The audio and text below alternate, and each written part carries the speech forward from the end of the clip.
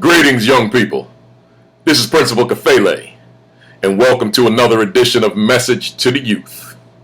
As you see behind me, I'm right in a hotel room. You know, I'm out here in Port St. Lucie, Florida. Just finished speaking to students and staff, and now I'm taking it down in the hotel. But I said, what a great time to make my second Message to the Youth.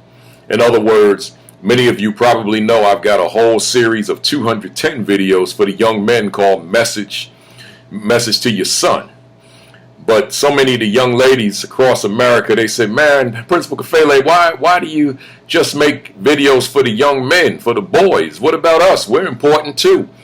So after about 3-4 years, I said, man, I need to make videos for the young ladies too. So not exclusively for the young ladies, they're just for young people now. So we call this Message to the Youth. And for this one, I'm going to say, I'm going to give it a title.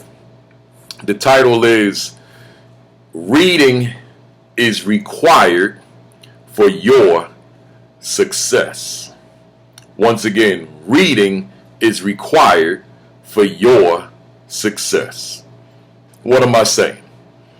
I'm pretty much saying it all. I'm saying here that you've got to read. You have got to read on a regular basis, young people. Hear me well on this one.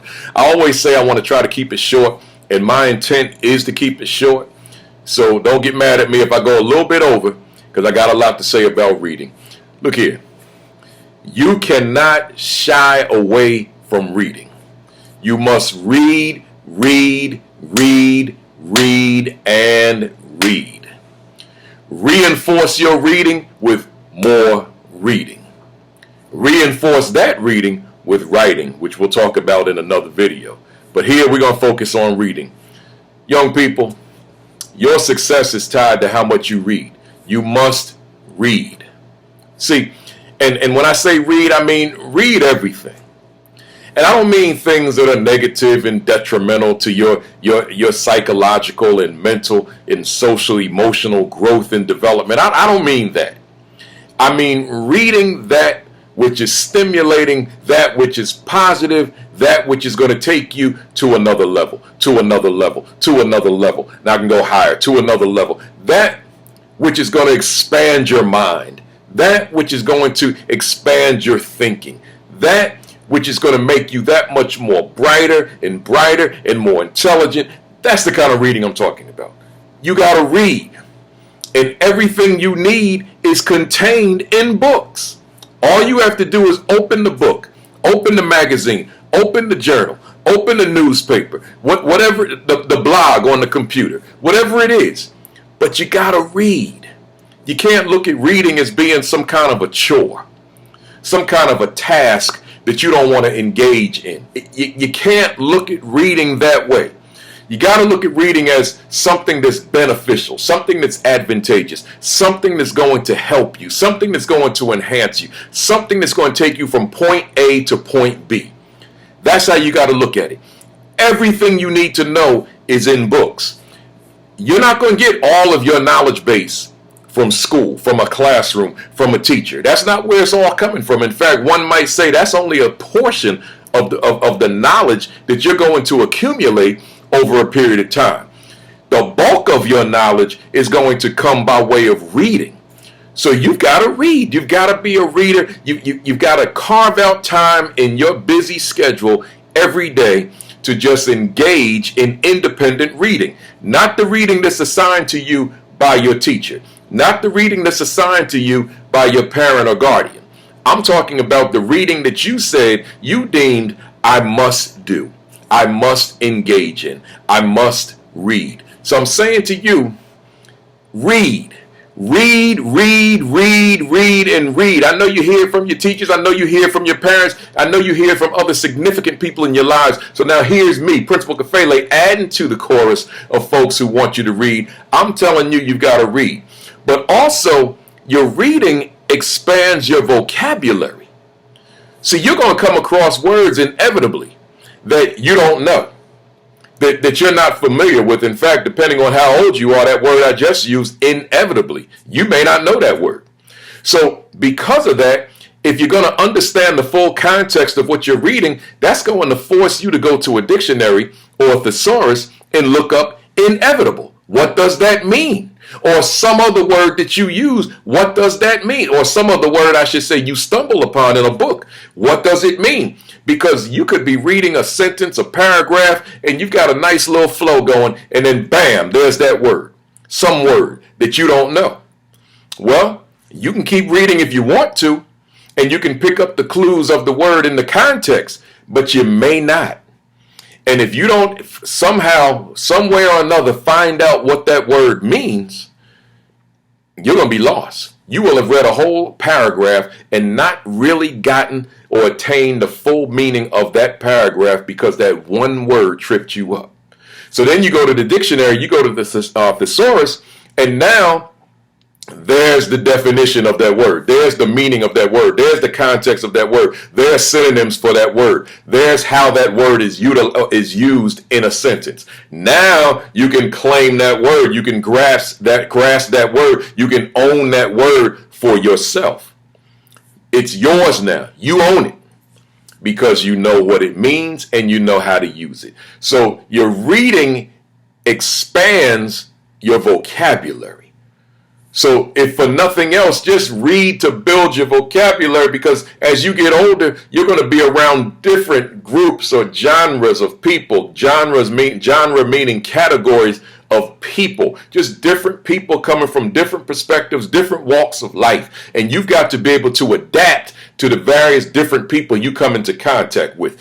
On the one day, you may be around some very smart, intellectual people. Well, you got to be able to speak the language they speak. Another time, you might be with folks in the neighborhood and you can sort of let your hair down and speak the way they speak. Another time, you may be on some job interview and you got to be able to speak that language. Another time, you might be with some folks talking sports and you need to be able to speak that language. I mean, whatever. I'm just kind of making up stuff off the top of my head. But I'm saying to you, you got to be able to adapt to different categories of people who may be using different vocabulary in their normal conversations. But if you're not a reader, you're not learning words, and you're still using the same words that you were using when you were a little baby, a very youngster. See, you have to grow. And as you grow, your vocabulary should be growing with you. See? So therefore, read. It's one thing to take a list of words and study words and definitions, but that is so difficult and those words are so out of context. I don't advise that anywhere. What I'm saying to you, instead, learn words within the context in which they are used. In this case, on the printed page in a book. But also, reading needs to be habitual, just a habit.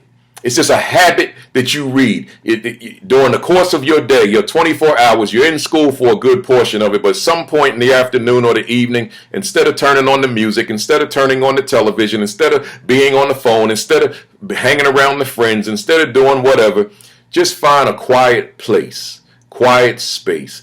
Open up a book and read a few pages. Make reading a habit. So this is just something that you do. It's part of your routine now because it has become habitual. Habitual coming from the word habit. See? So it's a habit. It's just something that you automatically do without giving prior thought to. It's just something that you do. And then lastly, just the joy of it all. The joy of reading. The joy of reading a good story. A joy of gaining information. The joy of just sitting back and learning something new. See, so reading a good story, gaining information, just learning something new, but putting it in the context of it's a joy. See, something good, something entertaining, something rewarding, something advantageous for you as you're on your journey called life, as you're growing, as you're getting better, as you're becoming wiser. Expanding your vocabulary, reading on a continual basis, being intentional about learning new things, and just engaging in the joy of it all, the joy of reading. So I'm saying all that to say as I wrap it up, young people, read. Let me say it again. Young people, read, read, read. Make sure that you are reading on a daily basis. Read 7 days a week. You know, a lot of times we use that expression, no days off, while we're reading. You definitely don't need days off. Just find some time. I don't mean you got to read all day. Maybe certain days you are very busy. Then engage in that independent reading maybe for 5-10 minutes, 10-20 minutes, 20-30 minutes max. See, you don't have to. I'm not saying read 2 hours a day. I'm not saying that. I'm saying just carve out some time and read something. Engage in some kind of reading. That's all I'm saying, right? So are you with me? If you are, then let's pick up a book and read. Before I put my head to the pillow tonight, I will have read something myself. I got to read. That's how I get better. That's how I become more effective. That's how I become smarter, by reading. So I challenge you, do the same. Enough said, young people. Let's go. Let's do it. Let's get it done. Let's make it happen. This is Principal Kafele. Once again, I'm in Port St. Lucie, Florida, sitting in the hotel room telling young people across America and across the world that you must read. So get to it, young people. See you in the next episode. Peace.